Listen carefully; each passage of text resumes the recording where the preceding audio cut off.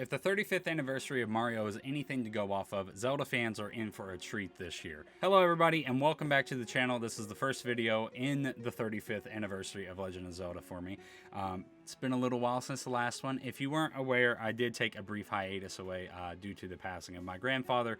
So I wanted to give myself a little bit of time to grieve and to just kind of process everything and to have some downtime away from content creation.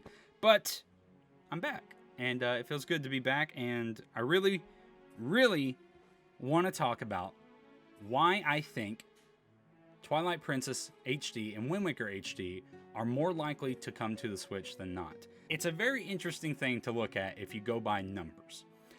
The Wii U, historically and infamously so, performed badly. It sold 13.5 million units over the course of its 4-year life cycle, compared to the Switch, which is coming up on its 4-year anniversary, which is, past 70 million units roughly. The last sales number that was reported, I think, was September, and it was 68.3 million. So, Christmas rolled around, bro. They sold.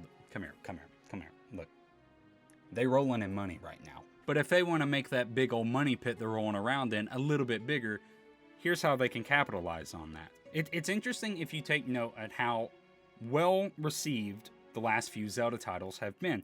Age of Calamity, for example, and granted this is, it's heavily tied into Breath of the Wild because, it's Breath of the Wild. Age of Calamity, being a spin-off, still sold 3.5 million copies as of December 31st of last year.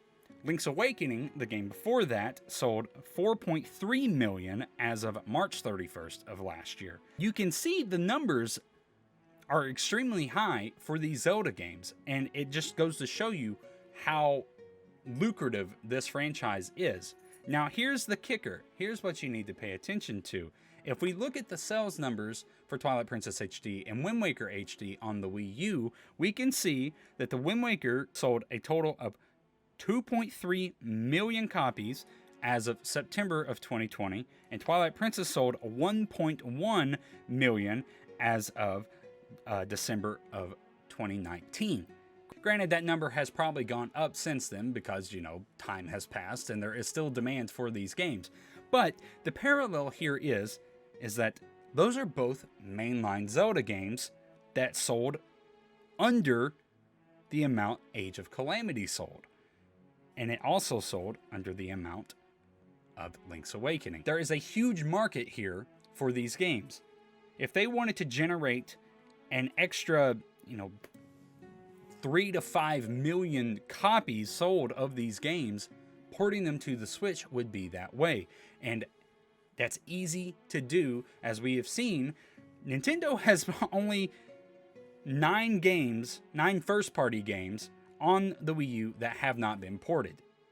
Twilight Princess, Wind Waker being 2 of those. We know this is something that they do. It's something they do often, and something that they have had great success with. Look at Mario Kart for an example there. I think if Nintendo wants to start off the 35th anniversary of Zelda with a bang, they essentially go into this untapped market on the Switch and port these 2 games over, make their money back hand over hand. Breath of the Wild sold a little over 1 million units on the Wii U, where it sold 19 or 20 million on the Switch. That's a big overlap there, and for the Switch to have 5-6 times as many units out there compared to the Wii U, that's a huge untapped market for them to be going into. And as we've seen, Zelda sells, and it sells big. Age of Calamity did extremely well being a spin-off. At worst, I'd say they'd break even, but I don't see that happening, because if we look at Mario 3D All-Stars as an example here for a bundle specifically, this game sold extremely well. By the end of September, the game launched on September 18th, the game had sold 5.2 million copies worldwide. And I think most people think that if we are going to get these games, they're going to be in a bundle of some kind. Be it with Skyward Sword, Ocarina of Time, or a third game in there in that lineup. That's neither here nor there. But just for the sake of the argument for Twilight Princess and Wind Waker HD, because that's an easy port, it's games they've already made. They don't have to worry about making a whole new one from the ground up for this. Doing this bundle together like this has shown to sell extremely well. You know, granted, Mario is a bit more popular than Zelda is, but Zelda is like one of the big pillars of Nintendo. That is one of their best-selling franchises out there, and to have a bundle like this mirroring 3D All-Stars, going by the success of that game, we can only imagine that this would perform well for them. It's those big discrepancies in sales on the Wii U compared to what it would be on the Switch, because there's a bigger market on the Switch. That is why these games are more than likely going to end up on the Nintendo Switch this year. I think Nintendo is primed to go super hard with Zelda this year, being the 35th anniversary. There's still the hype of Breath of the Wild 2. There's all the potential in the world for them to make amazing things Zelda related this year, and you know we are going to be covering it whenever they announce it. But that's pretty much going to do it for this video, guys. Let me know down in the comment section below what games you would like to see on the Switch that aren't already there from The Legend of Zelda. I know personally there's a lot of speculation going around about a, Skyward Sword remake. I would love that, because Skyward Sword, I think, is one of the Zelda games that could most benefit from a remake or from a remaster.